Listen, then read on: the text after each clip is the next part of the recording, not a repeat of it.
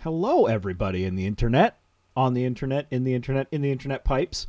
Welcome to Treehouse Conversations, episode 3. It's May already. It's May 2nd, 2021.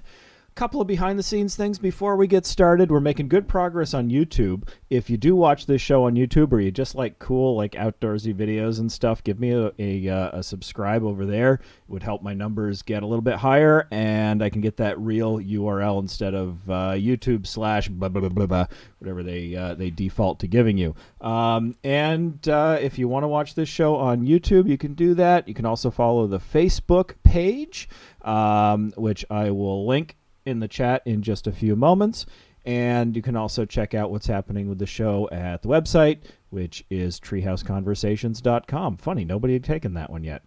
Bully for me. I am looking forward to tonight's show. Trying to remember when Jess and I met. I think it's been over a decade. We'll see if she can remind me. Yeah, give or take.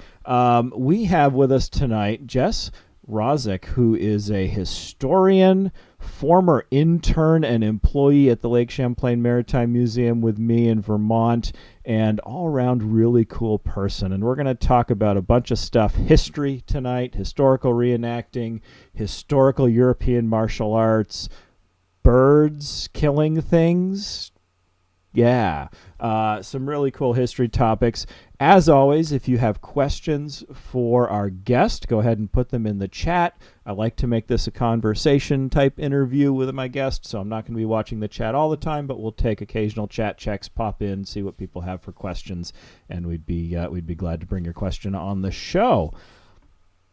I think that's all the notes for tonight. Let's get right to it. Bring Jess on the show. Welcome. Hello. Hi. How are you? We're live on the internet. Woo, the internet. You know what the internet is. With all the cats in the tubes. Yeah, exactly. Yeah. And there's like weird stuff tucked in the corner, but we ignore that. We focus on the cats. Focus on the cat. The dust bunnies in the corner are just, we'll just keep walking. It's fine. Yeah, exactly. Somebody will clean them up someday. It's not my job. Exactly. Yeah, that. So how are you? I'm good. Just, hanging in there in, I guess, not so sunny Maryland today. I was going to ask what part of the world you are in these days. Down Baltimore. Baltimore, Maryland. Balmer. Balmer. So saith the natives. Okay. All right. How are things? It's a bit warmer down there than it is for us up here at this point. Most likely. We've been having some weird weather. It was 60, 30, 65, 40, 80, 65. That sounds like our spring weather. Yeah, right. You start out in a parka in the morning and you end up in shorts by the afternoon. It's great. Oh, yeah. And it was, I guess, and apparently 85 degrees today. But it was a really nice 85, which is unusual for Maryland, because in the summer, it gets incredibly humid here. Yes. Exactly. Well, you are in a swamp. It's true. Yeah. You're bordering. The ocean is like over there. How far are you from the water? You close? So we live on the far side of Baltimore. Okay. So if we were to drive Route 40 in, which basically bifurcates Baltimore, assuming there was no stop signs or stoplights or anything, I could probably be down there in 5 minutes, 10 minutes. Cool. Yeah. I was right kind of across a bay from you a couple years ago. I was camping at Kipta State Park right before the Bay Bridge Tunnel. I think we were close by, but there was no way to get from me to you. Yeah. Without paying the whatever $150 it is to take the bridge tunnel these days. Yeah. Which I love doing. If you've never driven the Chesapeake Bay Bridge Tunnel system, it is the coolest, freakiest thing in the world. It's great. I've never gotten to do it. I actually just heard of it literally the other day on Facebook. Somebody was like, I don't think it's that much. I think it's probably $40. It's not a cheap trip for like a Wow. round trip ticket. But it is, I mean, it takes, don't quote me on this, but I think it takes like half an hour to drive the thing. And Wow. it's bridge, under tunnel, bridge, tunnel, bridge, tunnel. So if cool. you have a phobia for bridges and or tunnels, you can be really screwed. That's actually the meme I saw that somebody was like, oh, or Virginiaites. Oh, well, we have X, Y, and Z thing, and Virginia's for lovers. And then it was like, and me, and it was a picture of the Chesapeake It's Bridge really Tunnel, and cool. all the comments were like, how could you drive that? That's insane. I was like, that looks like a lot of fun. I think it's 4 lanes. I think it's 2 separate bridges and tunnels with 2 lanes each. But they're Wow, not okay. terribly wide. I love it. I think it's really cool. It looks, I mean, the pictures, because, they're from a plane or a helicopter or a drone, and they look beautiful, Yeah. frankly. I And, think that'd be fun. you should, so drive from the south, take the bridge tunnel north to the peninsula that comes down, and there's Kipta Peak State Park on the very end of that, and it's a really cool place that nobody goes because it takes forever to get there. And there's all kinds of World War II pillboxes and gun implements and bunkers scattered around. And they took, if you heard of the concrete ships that they made during World War II, they took a whole bunch of those. There's like 8 of them, and they sunk them as a breakwater out in That's front of super this cool. state park, because there was a ferry there before the bridge tunnel. That was the main connection across the bay. Ugh. Came into there. And so there's these huge ships literally made of concrete sitting, and they floated at one point. They're not floating anymore. But, Hey, right. yeah, they're really Some cool. point in the distant past. You can grab a kayak and go out all around them, and it's really cool. really cool park. Beautiful. Is that on the beaches. same peninsula that Assateague is, like just south of that? I don't know if it's the same peninsula, but it's that's kind of like a good week trip that you can do, like Chincoteague, Assateague, down to there. Yeah. Yeah, I'm a little fuzzy on my eastern shore geography. I'm not sure where they're located. Those might be further south. I don't know. Yeah, I can never remember. I've never actually been, which I would love to go, but like it's one of those. It's like it's just far enough away to be irritating. Well, it's far enough away. It's close if you had a boat. It's just, Right? Yeah. the roads don't quite go the way you would want them to go. Yeah. So we met. I'm thinking it's probably about a decade ago, right? When you were an intern. I graduated in 2012, so Okay. in 2 years. Coming up on about that. Yeah.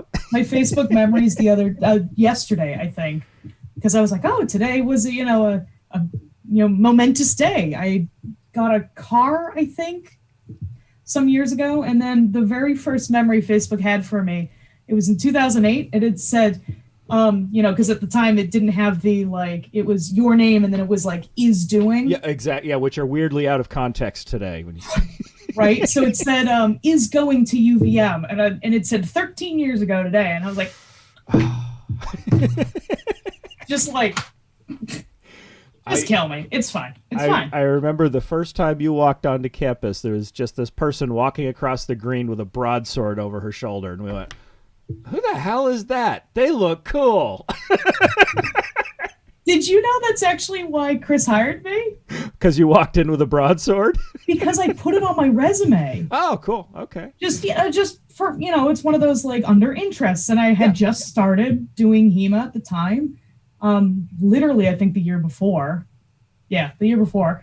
And I was like, why not? I'm applying to a historical museum. Maybe they'll think it's cool. They probably will. They're nerds. Well, yes, we are. So at the end of the photo interview, because I was sitting in my apartment all, in a suit and he goes, so can I ask you a question about your interests? And I was like, I don't know where this is going, but sure, yeah, absolutely.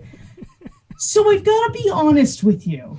It said you did swords, and we put you at the top of the resume pile. Yeah, because of absolutely. it. And I was like, oh, did you now?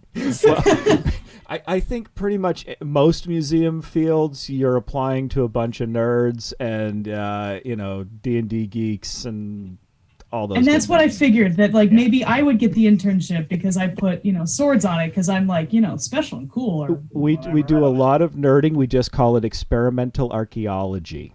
That's the one. And we'll get That's into the that. We'll talk about that. Tell me, just a little bit about your background, your educational background, your fields of study, what you're doing now, et cetera, et cetera. Oh, just Just that. a little something. Yeah. Yeah. Okay, so I guess in 2008, I ended up at the University of Vermont, UVM. For all of you heathens that think it's UVT, it is not, and they will fight you on that. And I was there from 2008 to 2012. Got an internship. Literally, I think the month after my graduation, because I remember sitting in my apartment after graduation going, they have to call me. I don't know what I'm going to do. I don't have a job. Like, I'm really bored. And you decided on Vermont because you like to... Because I like to ski. I used to be a ski instructor. It's either ski or drink beer. Those are the two reasons to go to UVM, right? And I don't particularly like Sorry, beer. UVM people. Sorry, wife. You're not wrong. And don't forget smoke pot. Well, yes. Legal now. Perfectly legal. Legal now. Yep. But it's weird aside because my birthday is 4/20. It's how I knew it was my birthday. Because they throw a huge party for you at UVM. Exactly. Burlingtonites typically light up at about 3 or 4 o'clock in the afternoon. Yeah. But on 4/20, they light up in the morning. You. So I would always have my window open because, beautiful Vermont spring. And I'd wake up and I'd go, must be my birthday. Well, now that's probably the better side of it because your birthday could have been on Naked Bike Ride Day. So you take your pick. It's true. Does that and still happen? I love the Naked Bike Ride. I don't know if that still happens. So when the year that I left in 2012, I actually ran in that one because they did a thing where they defunded it actually because it was leading to too many rapes and sexual harassments. So they didn't cancel the race, but they pulled all the security and the lights and reneged on the path. And everybody was like, I'm sorry, you want to make it safer or more dangerous? Okay.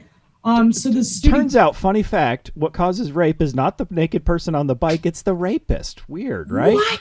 Crazy.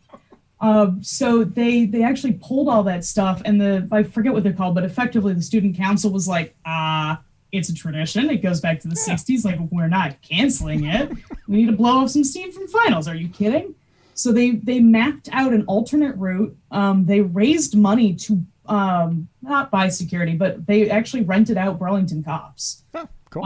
And said, come, please come. Like we don't want any sexual harassment because like this is going to happen. We can make it safe or not.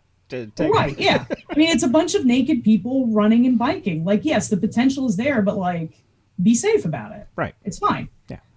They didn't end up with as many lights as normal, which makes sense. They just literally couldn't get their hands on it. Mm-hmm.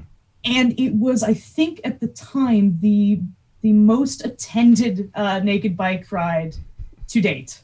At the time, I have no idea now, but I know that the faculty was actually pushing to cancel it wholesale, which is some BS because it's super fun. And most people don't bike because it's dangerous. And from my understanding, not illegal in the state of Vermont to be naked in public. It is illegal to remove your clothing in public.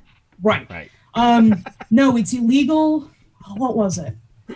There's specific rules because you can't get naked in the dorm and walk out. You have to remove your clothing outside. Oh, really? I thought it was the other way around. Or vice versa. I think you can't remove your clothing outside, but you can go out.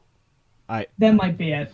Because we all used to carry backpacks around and just leave them in, whichever dorm was hosting it. You'd leave your backpack outside the dorm. And that year, me and my group, we went as the Avengers because I think the first Avengers came out that year. And so I went as Black Widow, and we lost our Iron Man. So we were standing there, like, waiting on the sidelines, butt naked, going, "Where is Iron Man? Please return her if you can." Nice. Everybody thought it was great that the Hulk, Thor, and Black Widow were standing there looking for their Iron Man. It turns out we had both stopped and waited for each other to complete the circuit and totally missed each other. Okay, tangent. But anyway, so UVM, go into an internship. You're studying history. So I graduated with a major in anthropology, concentration in archaeology. It was for the most part an archaeology major, but they don't have that. And so I was like, hey, I should get a job or an internship or literally anything because I'm going to be bored this summer. And my job typically was in the winter because, like I said, I was a ski instructor and, seasonal work. Yeah. So I figured, I get a summer job. Why not? It'd be great. Did a little research, found out there's like 2 museums in the area. There's the Fleming, which isn't hiring ever because, frankly, they have their pick of students from UVM. Right. And the Lake Champlain Maritime Museum, which at the time had a paid internship, which for those of you that don't know in the museum world is shocking. Yeah, very rare things. Especially for a museum as small as the Maritime Museum. So I was like, all right, like that's pretty legit. Applied, ended up getting it apparently because I did swords. Yep. You can get a long way in life with a sword. Right. One way or the other. One way or the other. Applied and started in June of 2012, and I stayed on in the internship. I think I wheedled my way into an extra month. Yeah, I stuck you in the basement with a scanner for a couple months. So. That's true, but I think I wheedled my way into September was when my internship ended. The other guy who got it, Jordan, I think he ended up leaving and going back to New York, but the internship technically ended in late August. Yeah. And I was like, I've got nothing to do. I'd like to work here, and you guys like me, right? And they were like, yes, we do. And we have nothing for you to do. Because now it's December. And right. Not a lot of diving happening. Yeah. Right. It does quiet down. Okay. So where have you found yourself now and studying what? Right now I am working for like everybody in this area, working for a government contractor, federal contractor. Mm-hmm. We work for the Army. It's going to sound super glamorous. It's not. Okay, I'm ready. Are you ready? So I'm a research historian that ends up researching and finding World War I and World War II chemical weapons munitions. That's cool. It can be. Most of the times it's really boring. It's a lot of paperwork. And so I think most people have an idea that a lot of history happens in the library and the archives and on paper and computers today. Yes. But we both do something that we call historical reenacting or experimental archaeology. And of course, one of the first things we do to all of our interns is put them in funny clothes and tell them they're now in the 18th century and here's what life was like. So that was my first weekend. Were we your introduction to reenacting? Or? Was the Pirates Weekend. Was my very first weekend I worked at the museum was Pirates Weekend. Okay. And me and Jordan accidentally ended up running the lab by ourselves because Chris and who was there at the time? Alex, thank you. Good Lord. I was like, I know it starts with an A. Oh my God.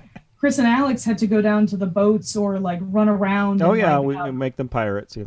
Yeah. And then I taught you to shoot cannons, I think. Yes, and then there were some great pictures where this Chris, too many Chris's in my life. This Chris put me in, he was like, here, put on a shirt. And I was like, okay. Here, I've got some britches for you. Okay. What do you want me to do in them? Well, we need an extra gunner. Yeah. You have my attention. Explosives. Yes. Sorry, flammable solids. It doesn't sound as exciting, but black powder is not technically an explosive. Anyway, I know. But and so I have some great pictures of me because what was it? The only gun, I worked on ships after this. The only gun that was unmanned was the swivel gun that I had to lean out to get it. Yeah, they're not. There's absolutely no cover on those boats. You are saying, "Hi, please shoot me while I load this cannon." Yeah. Yep. And I remember I had my foot hooked into a rail, and everybody yelled at me because the rail wasn't properly screwed in or something like that. Yeah. And I was like, "I'm short. I can't reach it any other way." And they were like, "Okay, but be careful. If you fall in, we're not coming after you." And I was like, "Okay." No, I might grab you with a hook or something, but I think somebody had a hold of my belt.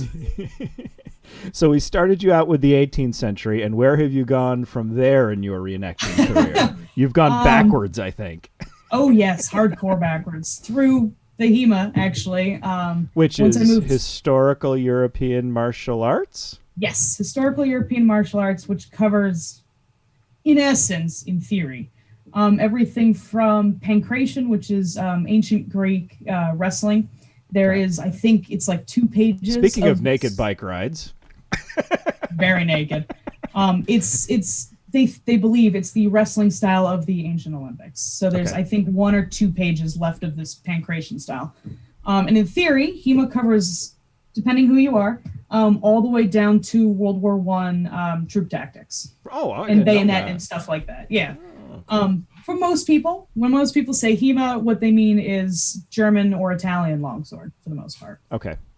So you kind of stop when the gun becomes more of a rifle and less of a musket pike slash thing. Right. Musket slash pike thing.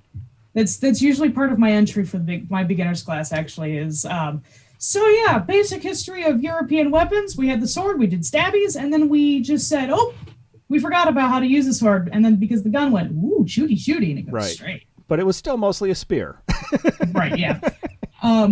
So I ended up traipsing straight backwards from the 18th century to 1529 in the Italian Alps. Why 1529 specifically? Because in 1527, it's not the first sack of Rome, it's the first sack of Rome in 1,000 years. Rome was sacked in 458. 450. Sounds good. Yeah. And so the next sack of Rome was in 1527 by the imperial troops, the imperial and Spanish troops of the Holy Roman Empire. Mm-hmm. And we portray those soldiers, which are soldiers and mercenaries, called the Landsknecht. And that the Germanic tradition of soldier and mercenary continues straight on down to the 18th century in the form of Hessians. So we're definitely their ancestors, not descendants. Okay. I know more about the 18th century side. If you wanted to buy the best shock troops around, you'd get yourself some Hessian grenadiers. Mm-hmm. and that's exactly what the Landsknecht are, is they kind of started, I say we started the tradition. We always joke that the Swiss started it. The Swiss Reichslaufer in the mid-1400s actually started it. And then we always joke that the Germans did it better. I'm going to pull up, you just made a connection in my head. I'm going to put up a picture or two here. Okay. Yes. This is that time period. Yes, this is me 2 MTAs ago, which is Military Through the Ages at Jamestown. It is our biggest event. It is a judged event at Jamestown Settlement, and it is a multi-timeline event. So that event goes from some years we have ancient Greek, some years we have Romans, and it literally can go all the way down to one year we had the first Gulf War at the end, which was a little odd, but it's a multi-timeline event, and it's super cool, and it's our biggest event because frankly nobody does medieval and early Renaissance. Right. The connection you made in my head when you said Swiss was between the colors and styles of these uniforms and dress and the Swiss Guard. There's a connection there, right? There's a lineage there. There is, absolutely. So the Swiss Guard, the ones that guard the Pope, right. The reason they guard the Pope is actually because of the Landsknecht sack of Rome. Oh, they never left. No, not at all. So it's a tribute. So on May, I should have looked this up, May 8th or May 7th, I always forget. Early May, 1527. Right. Early May in 1527, the Landsknechts, the imperial troops of Charles V, Charles V hadn't been paid for upwards of 2 years. Mm-hmm. It had been a hot second. Not shockingly, everybody was pretty angry about that. And they said, you know what, screw it. We want money. And we're going to head south because that's where all the richest cities are. Florence, Rome, Milan, I think is north, but there's, a pile of very rich cities that the emperor is trying to, win over from the French. And so effectively the imperial troops mutiny, more or less. Mm-hmm. And it's all that the commanders can do to kind of keep them together, and they just point them south. We're with you guys. Please, for the love of God, keep going that way. Don't look at us. Go that way. And so the Pope, seeing what's coming, and he was from Florence. He was like, oh, well, they're going to go to Florence. It's one of the most influential cities in Italy. So he sent a whole pile of people there, basically left Rome empty, because who attacks Rome? Nobody attacks Rome. No, why? It's just silliness. Why would Right. You do It's we're a Catholic nation, mostly. Martin Luther's teachings have just started. There are no Protestants yet, but there are people who start to follow Luther. So when people are like, the Protestant troops of the emperor, no, they're all Catholic. They just don't like him. So he sends all of his troops over there because who attacks Rome? It's got 2 walls. It's the famous seat of the church, and he left Rome empty. And the Landsknechts, I always say in my head that there's a fork in the road. I don't think there is, but in my head, that they come to this fork in the road and they look left to Lawrence and they look right to Rome and go, yeah, we're going to go to Rome? Okay. Because why would we fight? Right. When we can take easy money. So they do. And so in his haste, the Pope sells off, because in those days you could sell off cardinals' hats for some serious money. So he sells off a pile of hats to get, people's patronages and to get the Swiss Guard in town because nobody else was there. And he hired, I forget what the number is, he hired a bunch of Swiss Guard to basically man the walls where the Roman troops had not deserted, but, had gone off elsewhere. And we got there. I say we, that's, I think, a reenactorism that people always do. The troops got there, and apparently it's very, very theatrical. The river is, I forget the name of the river, but there's Rome's walls and there's a river and a huge plain in between. And apparently in the mornings in the spring, there is a massive fog that rolls off this river. And apparently the Landsknecht troops came out of the fog. Not the Rubicon. Yes. Yeah, the Rubicon. Yeah. That's it. Thank you. I was like, I don't want to get I was like, the Tiber. No. No. It's the one Tiber. You weren't allowed to cross. Yeah. Right. Yeah. But yeah, so apparently there's a big plain between the Rubicon and the walls, and it's always misty in the spring, and the Landsknechts marched out of the mist and assaulted the wall. And they were in the city by noon. Yeah, okay. Efficient. Yeah. Good. It's quick, because the remaining Roman defenders actually did flee. So they left the walls empty. The Landsknechts breached both walls by noon, and the Swiss Guard sacrificed themselves to get the Pope across the Borgo, which is the famous, it's a Pope's only space. It's a slightly elevated bridge that goes straight to Castel Sant'Angelo, and the Swiss troops ended up basically, kind of like the Spartans at Thermopylae. If it hadn't been for them, the Pope probably would have been captured, but they defended him, and I think out of the amount of troops, 300 of them survived. Out of 1,000 or more. Right. And so that's why the Pope actually still has them to this very day to recognize their sacrifice. Cool. And they're colorful. Yeah. So, you have that. And they're very colorful. But that uniform, I was really angry to find out that uniform is relatively new. Oh. It's only like 70 years old. But it has clear connection. I mean, that was my thought is, wow, it looks all, the colors, the patterns are. Yeah, it's what troops at the time wore, more or less. It's the modern Swiss Guard uniform is echoing the civilian styles at the time, but also the military styles, because there are no uniforms. Right. And Landsknechts in particular, and other soldiers, soldiers are soldiers. They will always try to be flashy as much as they can. The colors that the Swiss Guard has now it reflects some of these styles where, people always assume that medieval and Renaissance people didn't wear color, but oh no, boy, I loved it. Oh yeah, all over the place. But yeah, so they're effectively, it's now seen as a uniform, but they're effectively wearing a sort of modern update of civilian clothing in the early 16th century. And that's what we're looking at here in these photos is civilian clothes or somebody who is signed up in a regiment, in a military regiment. Well, yeah, these wearing their...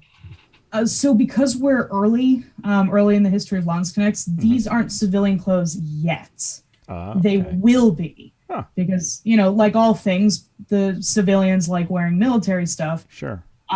But this is early on, and so actually the slashing and the and actually in men, the tight slashed pants, and sometimes you'll see Actually, the guy in the background there with the brown shorts. Yep. He's wearing, actually to the left. There you go. He's wearing black. Right next to hosen. the 16th century tire. Yes, that. He's wearing woolen hosen underneath those pants, but we like to joke and call them hot pants. And he wears them on hot days with bare legs, and it's 100% historically accurate. And it was incredibly. It was such a topic. The priests were all about, like, they're showing leg. It's horrible. Yes, of course. Oh yeah, it was a big deal. It was incredibly immoral. What is what is the practical, or is it just a fashion purpose to the slashing? That is pretty unique. It's 100% a fashion thing. It's called poof and slash. Yeah, I know, it's very descriptive. A lot of people I can will only say think of that being a Pokemon. Okay. You're 100% poof and slash, go. But a lot of people will say, and earlier, reenactors before the invention of the internet, will say that, oh, well, they found them on the battlefield and they ripped them open to fit, but that's not a real thing. That would be really, that's weird. Right, that would be really dumb, because frankly, your clothes would be torn up and nobody wants that. Well, if you found it on the battlefield, you'd sell it if it didn't fit you, because clothing is an extremely valuable commodity. And it's all custom, so it's a thing that always comes up and it always bothers me. But actually, I believe, as far as I've been able to find it, it seems to be a northern Italian style in the mid to late 1400s. You start to see the slashes, not so much the big poofs. You'll see like little ones sometimes, but a lot of the fashion from the late 1400s is very tight, like very, very tight. And so in northern Italy, at least I can find in portraiture, is they start to get a little slashing on the top sleeve and here and there, and it's very very fashionable. And then for some reason, it must have been picked up by the imperial troops, and they just like hardcore. Does it give some range of motion that you wouldn't get with a wool that doesn't stretch very much? Maybe not particularly. It just looks cool. Humans are weird. We like stuff that looks cool. And it creates a really distinct, especially in the men, less so on the women, because my dress is actually fairly reflective. Civilian women wear very similar dresses. Mine is up around not in that picture, unfortunately. It's supposed to be up around I was cold. It's supposed to be actually the skirts are just under my knees. Oh, really? I had done some research after this picture was taken and found out that it's a thing of lower class women because it's utilitarian. Sure. If your skirts start off, well, not quite floor length, but top of your foot length, and you pick your skirts up because you have to walk everywhere. Lanzknechts walk everywhere. Through areas that are muddy and filled with manure and everything else, yeah. Yeah, and if you're working in your skirts, you don't want to trip over them or, get them messed up. So I always joke that for the women especially, it's upper class fabrics but lower class silhouette. Because only peasants and farmer women wear their skirts like that. Nice. But for the men, especially, that big top piece with the big sleeves, it's not a uniform in the sense that we have modern uniforms for the army. Sure. But in essence, it becomes a symbol of a uniform. Because if you wore that in the early 1500s, you were a Landsknecht. Okay. Because everybody was wearing very tight sleeves until about 1530, 1540. Cool. Yeah. So I can talk about that all day. Yeah, we can go on clothing all day, but let's talk about some sharp and stabbies. So sharp and stabbies are great too. The question that I will pose before that is, why do we do this? I mean, we do the reenacting because it's fun, but we also like to think that we can learn something from it. And one of the things that I think really exemplifies that idea of experimental archaeology is what HEMA is doing, what groups within HEMA are doing, which is when you think martial arts, everybody thinks your karates and your taekwondos and your Eastern arts. Yeah. But every group of humans that have ever been a group of humans have figured out fancy ways to beat each other with sticks and such. Yeah, especially if they're sharp sticks. Yeah, but I don't think that. I think that until fairly recently, at least within culture at large, European combat has always been take a big sword and beat the guy in armor until he falls down. Yeah. Now there's this idea that, well, no, actually, you can do some really intricate stuff with that. Oh, so yeah. Tell me a bit about that and what HEMA is, how it is both, at least from what I can see, both a sport and experimental archaeology, and maybe that clashes sometimes. All the time. Oh my God! Not to get into the politics of it, but it is the number one argument. Is it a sport or a martial art? Okay, so are you adding new information and new techniques, or are you going just from historical documents? Maybe there are things that can coexist. What is it, and why is it cool? So it's really cool for, a lot of those reasons that, when people think martial arts, they think of Karate Kid and Kung Fu and, all that cool stuff, and katanas. Can't get away from the katana. They're so cool. They cut through mountains, man. Sorry, I can't help myself. But yeah, so never mind. Their steel was actually pretty crap, but we won't talk about that. But yeah, you only have to fold it if it's really crappy steel. Nobody ever did that. It's fine. It's perfect steel. It's why they never changed it. Excuse me while I roll my eyes a little harder. Yeah. But yeah, so it's one of those things that, a lot of us grew up, a lot of nerds grew up watching, Highlander, Lady Hawk, all these things, not Seventh Kingdom, The Last Kingdom, stuff like that. And in those movies, they are almost always ham-handed, and it's all about, battering the knight with a sword, which doesn't work at all. Full stop. The knight would go, ow, right. Ow, ow, and nothing would happen. If you do this all day, I might get a concussion, and then I'll be very cross with you. Exactly, right. There's actually an apocryphal story. I don't know if it's real, but it's one of those stories that I think is actually apocryphal, like even in the 19th and 18th century, that in the War of the Roses, I guess, a British knight becomes separated from his group in France somewhere.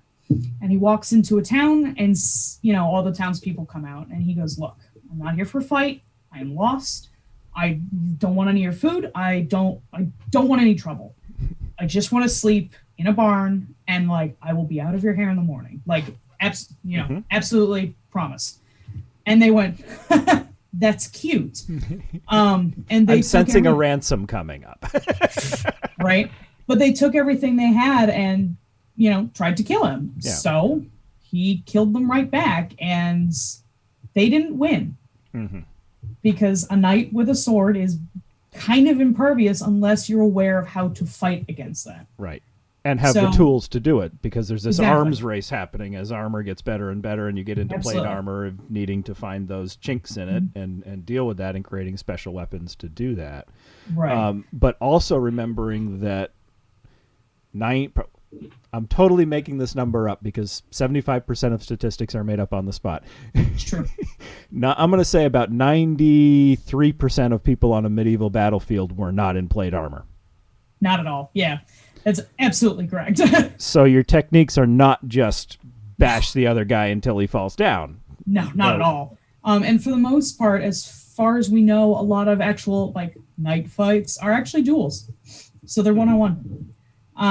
But yeah, so I don't want to sneeze. It's okay, we're just live. It's fine. Right, it's fine.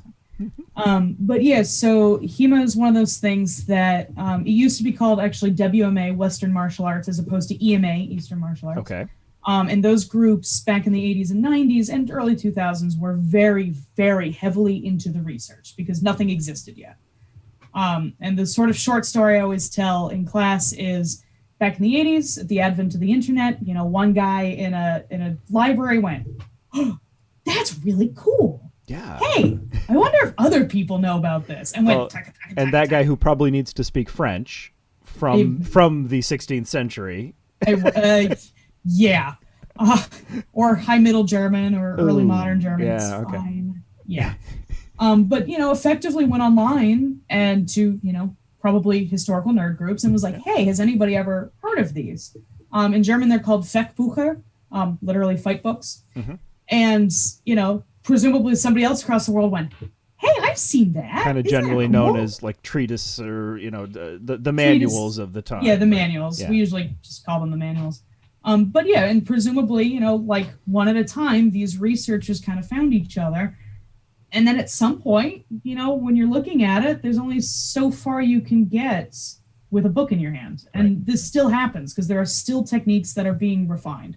And we do them sometimes in class, and I will literally have a book in my hand and nope, that's not right. And then that's where the experimental part of it comes in. This is by reading this, looking at the illustrations, which they had really cool illustrations. They do. They're actually pretty good. They're not terrible. No, I mean a lot of medieval, and I'm just using medieval as a larger general time period, but a lot of the research, you're looking at tapestries, you're looking at more artwork, which can be interpretive, whereas these manuals, they're actually illustrative of how you do these movements. Certainly the later ones. Okay. The earlier ones, sometimes, there's one in particular I can think of. The guy is an ox, which is a position, the sword is that way. Yep. Position like this. And this arm is like here because he actually is drawn in with two elbows. It would have to be. There's an elbow down here, and then there's another one behind his arm. So, and then the hand does, or the forearm does like this, and you're like, that? Is it possible that that's two positions in one illustration? That it's showing a movement? They don't typically show movements, which is actually the problem. Yeah. So they that's where the beginning. That's where the experimental comes in. That's when you've got to pick up a sword and hit somebody with it and see what the best way to hit them with it is. Exactly. And that's how the early groups founded is, one guy with access to a manual who, either could or couldn't translate it. The really earliest manuals from the the 13 to 1400s are a picture with words underneath them. Right.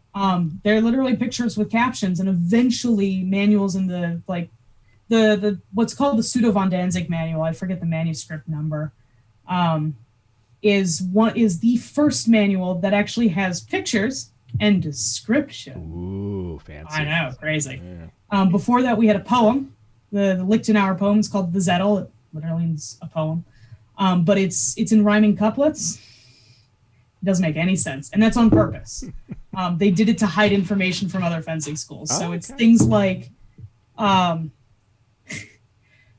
don't crump, shortcut. Of course. Good life skill. Yeah. Yeah, thanks. Great. And so that's originally what people had was the Zettel and then a handful of pictures. And so you can kind of go like, oh, they said Zornhau in the Zettel and that picture says Zornhau, but like all they're showing is like, what do I do with it? And so, over the since like the 90s, there's been several groups, lots of groups. And then in 2008 was sort of the, I guess that you could say the modern HEMA movement, when more groups became HEMA groups versus WMA groups. And this is a nonprofit sort of overarching organizational type of thing. You like? The HEMA Alliance is, but HEMA itself is just a name. A generic term. Okay. Yeah, it's an umbrella name, just like WMA. Okay. But it marked a shift from more research and less fighting to more fighting and less research, for better or for worse. And so nowadays, groups sort of fall on the range from we do hardcore research and we very infrequently go to tournaments or spar, to all we do is sport fencing, which is, somebody will be like, oh, sport fencing, but like, they don't really read the manuals. What they do is, yes, they have the technique, sure, but they optimize them for the tournaments that we do, because it's effectively doing the game. Well, there must be a modern point system like fencing, because well, he's dead, so I win doesn't really work so well in a ballroom in a hotel. And it absolutely is ballrooms and hotels. And actually, the great thing about the HEMA community is a criticism of the HEMA Alliance was given once as a group of lone wolves. Oh, I've forgotten the quote. It was like an unruly group of lone wolves because, in essence, Kiba people are kind of anarchists. And so we don't like having an overarching rule system or basically anything else. Okay, that's fair. So every tournament just about has its own rule set. They're all, like you can only do so many things before people start like their eyes glaze over and they're like, that's too complex. Right. But for the most part, every tournament in the U.S. we have Long Point. Had Long Point, which took place in Maryland, which is how I ended up here actually. And so a lot of the tournaments on the East Coast actually follow a Long Point style rule set, but then they tweak them. Sure. So you have to, not that people do, but you have to read the rules every time. And so there are various rule sets. The Long Point rule set has 4 qualifiers. Yeah, I think it's quality, target, something, and control and they're in order. So you can have the first 3, and most people do, without a control point. And a control point, depending on your rule set, either doubles your points or adds something, but it means that you did the technique in such a way that the other person can't fight back. Okay. Which probably means you did it the way that the manual said to. But you can get, say, 1 point for a target, which means like I literally got my sword on you somewhere. Was it a good hit? No, but I'm recognizing that you did do a thing. Most points require target and control. So yeah, and they come up with various ways to kind of get around the murky nonsense of like, we're not killing people, but also we don't want people to like beat the snot out of each other. Right.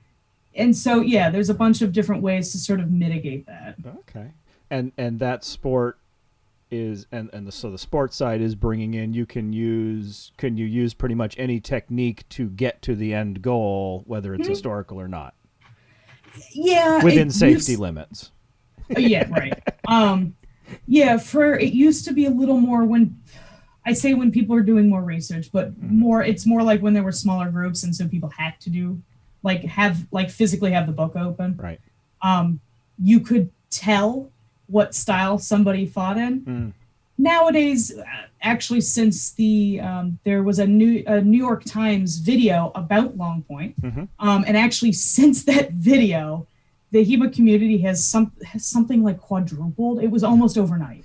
It was insane. I'm gonna play that bit while we talk, so that you can. I'll just play it without the audio, so we can sort of watch. I'm gonna turn the light on real quick. we can watch a little bit what we're talking about. There you go. You might be able to see me again. Yeah.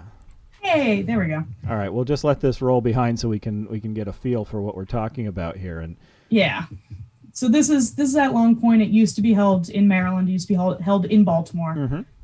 And this was at Turf Valley, and it was the premier event in the United States. The biggest, it had the most, it drew the most experienced fighters. There was a cutting tournament, which is what they're showing now. Oh, sure. And that actually is the last stage. It was intense. Oh, that's me with the fun pants.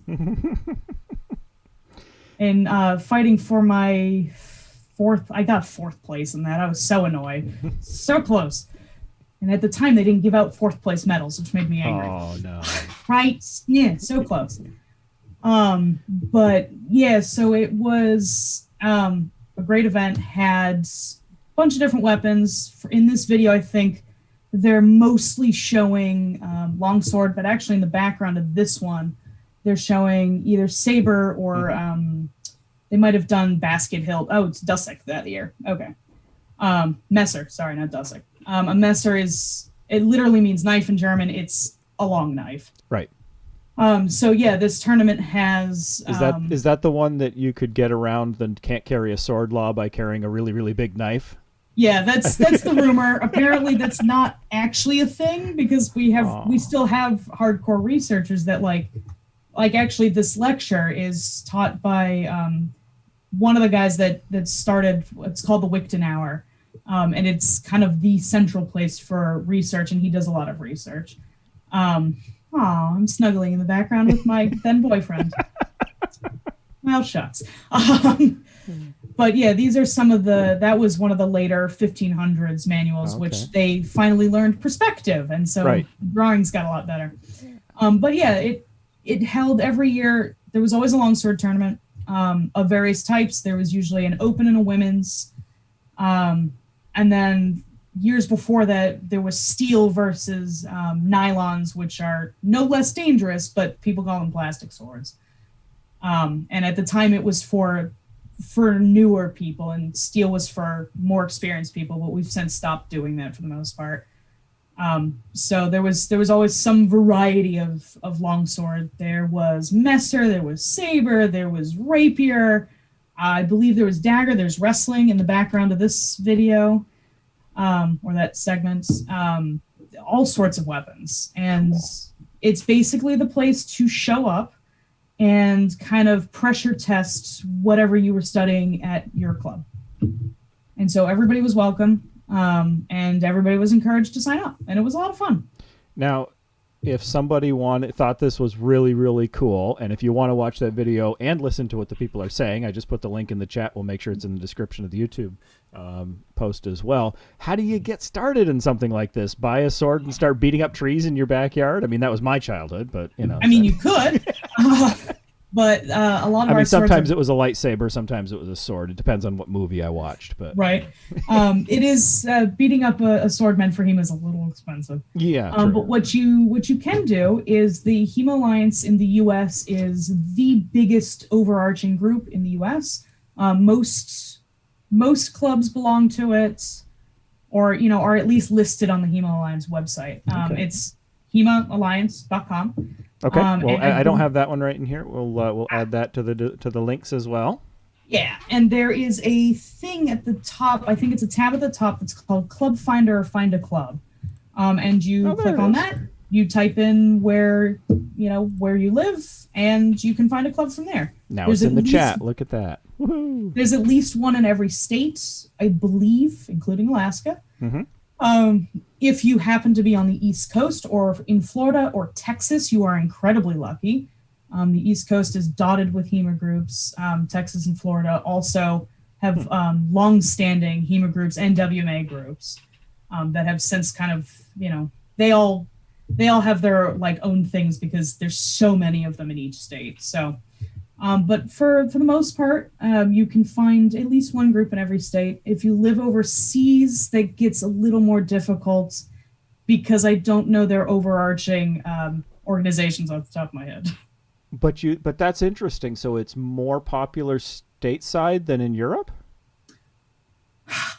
I mean, you have more people to draw from, I suppose, than you do in England. I think that's what it is, honestly, that the countries are smaller and we just have so many more people. I imagine it's roughly equal if you think of each EU country as a state. Right. Okay. Yeah. And each of the countries, I think most of them have an overarching group, society, whatever. Somebody to Italy keep the anarchists in line. Yeah. It's at least a way to find each other. We want people to join. And we've gotten to the point where a lot of clubs have loaner gear. Cool. And a lot of clubs have beginner classes. So if you can find a club, chances are they'll have a beginner's class, and you should absolutely show up. And chances are you'll only need, comfortable gym clothing, which is what we do at Maryland KDF, which is my club. I gotta try it sometime. The most experience I have with a longsword is when you promptly just kicked my butt on the lawn once, and I was like, oh, there's a lot to this. There is a lot to this. Yeah, I had been doing it. That was my first long point, because I remember I missed one of the, within a month, I was like, can I have the weekend off? I'll see. I might have a picture. I'll see if I can find it. I was going to say, it was the weekend you came into the lab and started taking pictures of me and everything. Yeah. And there was a luncheon or something, and you have a picture of me in my Long Point. I hate that Long Point shirt, but the Long Point 2012 shirt.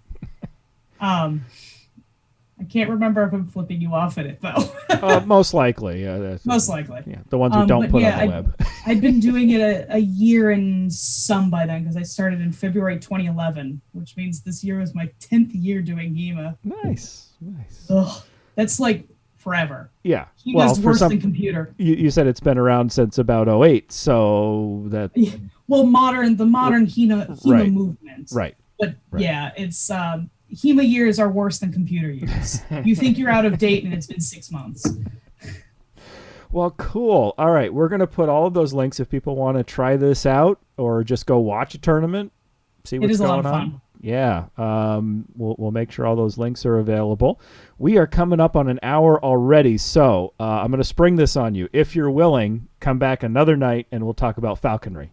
Okay, sounds good to me. Okay, let's do that. Before I let you go, this is a question I ask everybody at the end. I want you to tell me something that you are excited, passionate, interested about right now that is not related to anything we just talked about. Book, movie, TV show, hobby. I was going to say a lot of my hobbies actually branch off from reenacting. So like I picked up historical shoemaking because why not? Cool. Okay. I started with Lawns Connect shoes, which are a real pain. Yeah. So that was, fun, I guess. But of course, through the pandemic, everybody's been watching TV, and I am super excited for the Winter Soldier and the Falcon. And the Winter Soldier. That just wrapped up a couple days ago, right? I know. The last? Okay. I was waiting for it all to come out because no spoilers. I was just gonna binge it. Cool. Shoes. I've always said in my reenacting life, which I've been doing since 1996, I think. Yeah, I'm old. There are two things that I would not want to give up from the modern world: modern medicine and modern footwear. That's the truth. My God. And one of my unit commanders finally put it in my head straight, because I'm thinking, how did people fight battles in these things? How did they possibly do this with these shoes, which they're not horrible. You can break them in, you can make them comfortable, but they're not like putting on a pair of hiking boots. They're slick, usually. And, they can be slippery. You got to put nails and heel plates and toe plates and things. Mm-hmm. But he looked at me and he said, well, the problem is not the shoes. The problem is you don't have 18th century feet. That's true. You're not wearing these things from childhood if you were lucky enough to have shoes as a child. So that was like, oh, yeah, it's not the shoes, it's me. I always have to break my feet in for the first day. I'm miserable. And then on Sunday, I'm usually fine. Mm-hmm. Yep. Yeah. Cool. And you're making your own. I actually made a single pair for a friend. Yeah. I bought myself some lasts, which are the things that you make shoes on. Mm-hmm. And I actually have a perfectly serviceable pair of Kumaler, the Lawns Connect shoes. We call them Kumus.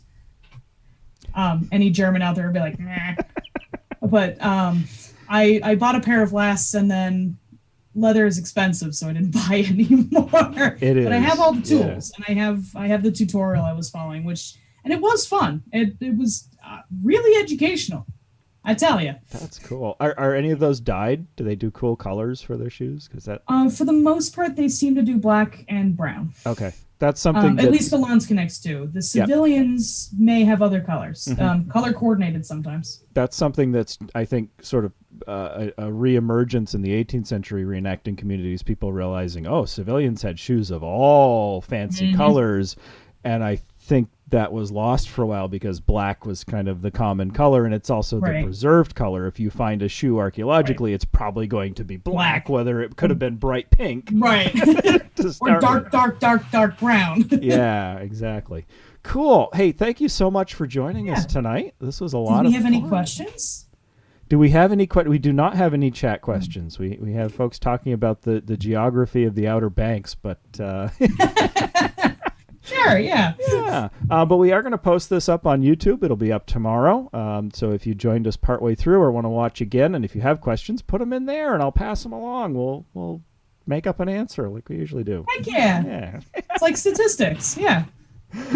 And check out the links. Go pick up a sword and hit somebody with it. No, wait, no, not a suggestion for liability. It's how you make the best friends. You stab them. Ah, okay. Gently the first time. Yeah. I suppose. Okay. I didn't kill you. No. I don't even think you hit me. You just promptly showed me that I didn't know what I was doing. That's fair. That kendo does not transfer at all to longsword. It does a little, but yeah. No. Now, in that case, you're really never, ever trying to have your swords hit each other. That's a very bad thing. Yeah, we want the swords to hit each other, but also, smack each other. Although in sport, that's another thing where there's sport kendo, and then there's the real thing, Right. which was generally sword fights are over in about 1.4 seconds. I mean, yeah, sword fights are quicker than people think they are. We just have to have rule sets to make them a little longer. Right, so that's Otherwise, a little it'd be more really boring. interesting. Draw, and he made a mistake, and now he's dead. And that's Yeah, that. a little bit. Yeah. Yeah. I've had some really fast fights, but oof. Yep. Thank you. And thanks Absolutely. everybody Thank for you. watching. And we will see you maybe next week, 7 o'clock on Sundays when we do a show. It's not every week, but it's a lot of weeks. And we'll get you back sometime to talk more history, more UVM traditions, and some birds that kill things. Yeah, birds that kill things are fun. Yeah. Thank you. Good night, Thank you. everybody.